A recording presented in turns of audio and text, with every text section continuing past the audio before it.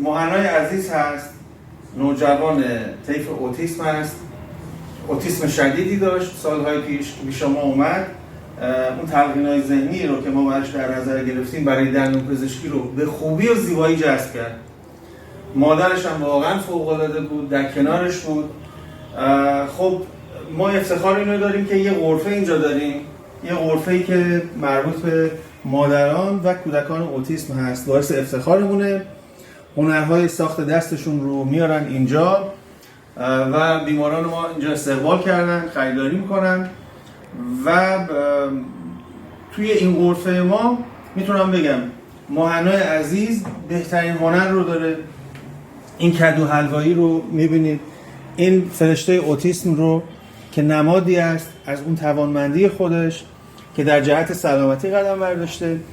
کارهای دیگه به این صورت، این ستا کار دست مهنا هست، بقیه رو مادران اوتیسم میسازن. ما تنها هنرمند اوتیسمی داریم که اینجا کار برای ما میاره مهناست. میتونم بگم بهترین هنرمند اوتیسم کشوره، بدون یعنی با فاصله.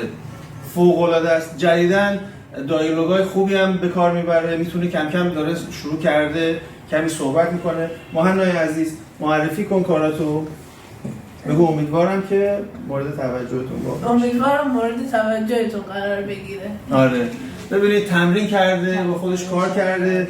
شما این الان این مهنا رو که میبینید شاید سال دیگه، سال قبل اگه ایشون رو میدیدید به این صورت نبود. این نمادی هست از یه پیشرفت.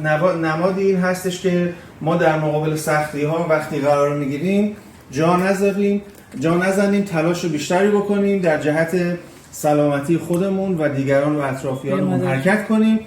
واقعا میگم باعث افتخارمه که امروز مهنای عزیز افتخار داده با این هنرهای زیبایی که امروز اینجا آورده. در واقع این غرفه زیبا رو اینا برای ما ساختن.